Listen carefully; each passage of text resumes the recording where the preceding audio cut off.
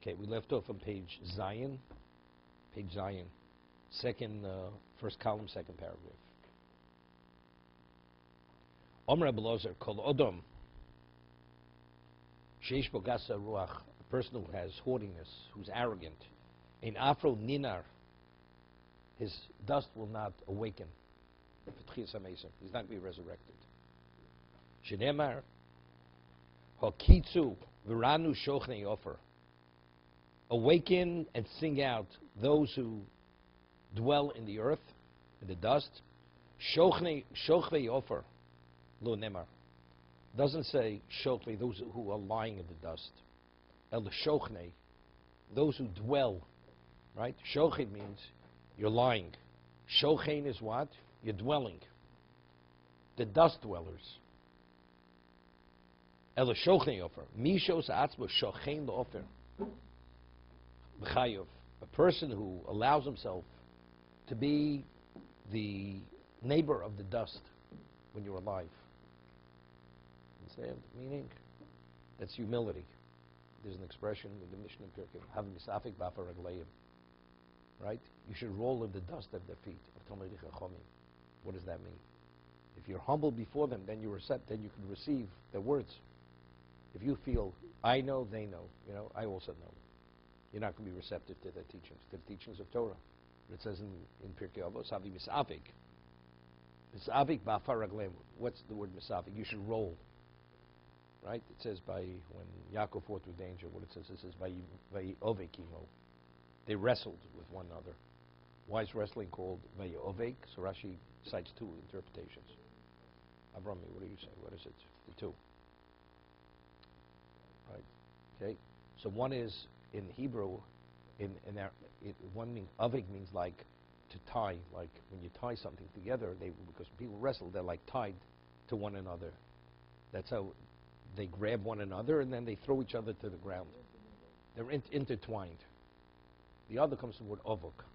Because when people, they wrestle, they're on the floor, they kick up a lot of dust. No. They cause dust. You're rolling on the dust. There's dust that rises from the ground. So ovok always an indication of what? Humility, lowliness. Have misavik b'afar ragleim.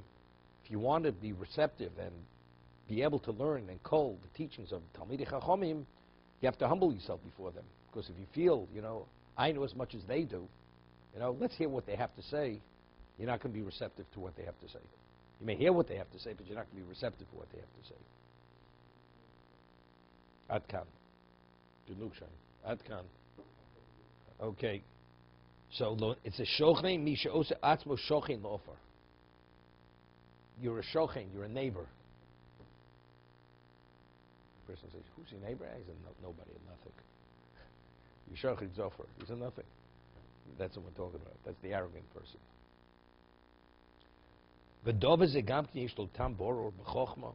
He says, this is understandable if in the context of wisdom, why a person doesn't merit resurrection if you're arrogant.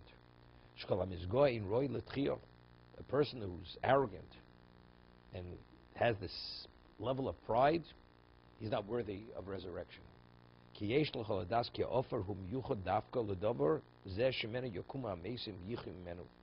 says dust has something specific and special in it, that it's the appropriate location where resurrection should come from.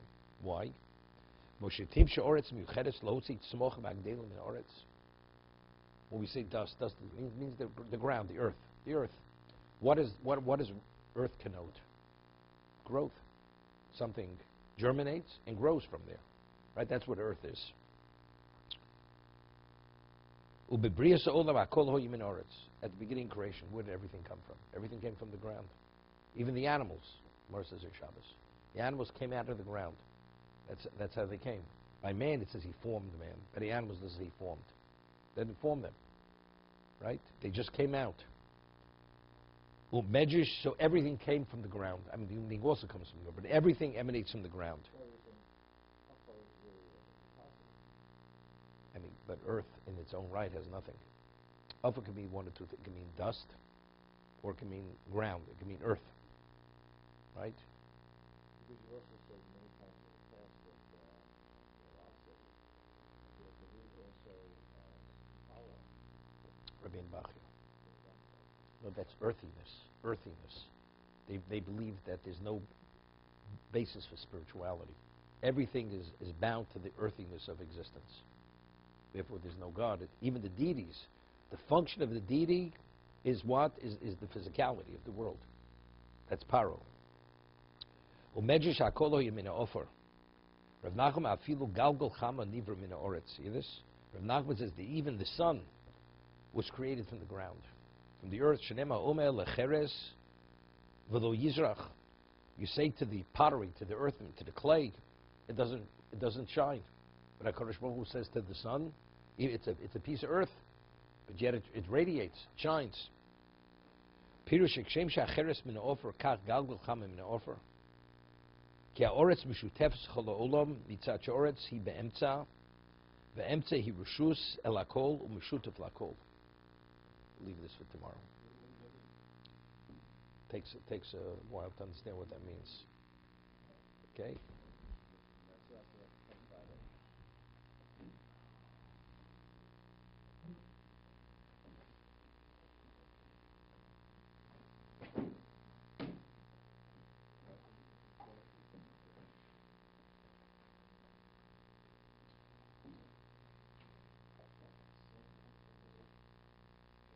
According to Reb Nachman, according to Reb Feisten, it's interesting. I'm just thinking, the only vessel which you can't extract what's absorbed in it is earthenware, right? Klicheres can't be purged; it has to be broken. Okay, it's interesting.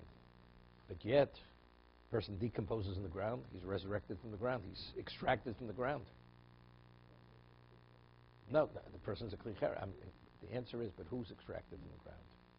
Only the person who's truly spiritual. A person who's really earthy, you stay in the ground.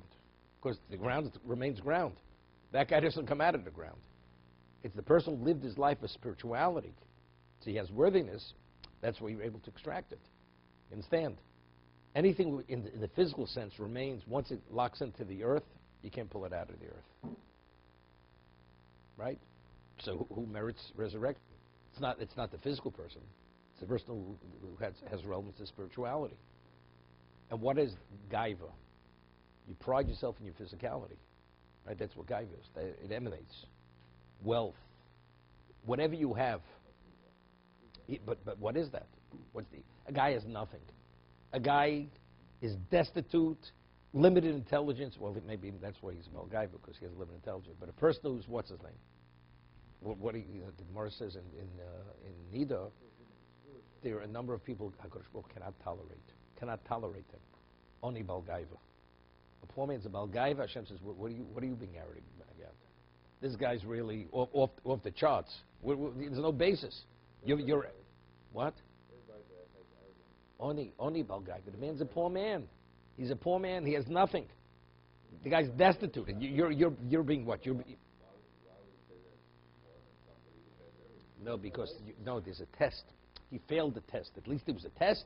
What's your test? What's the basis for your arrogance? Man's wealthy. He believes it's me, it's I, it's what? Like that empowers him. What's empowering this guy? The man is not noticed. Nobody looks at him. So what's empowering? That he should act arrogantly. Okay.